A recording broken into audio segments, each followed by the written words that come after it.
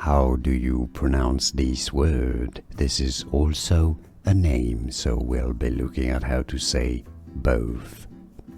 As a verb, this is the past tense of the verb to say. It's said as said. Both British English and American pronunciations are similar here as said, or as a name, Arabic name, it is pronounced as Said. Said.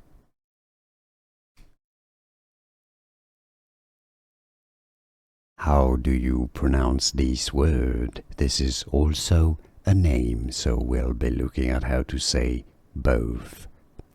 As a verb, this is the past tense of the verb to say. It's said as said.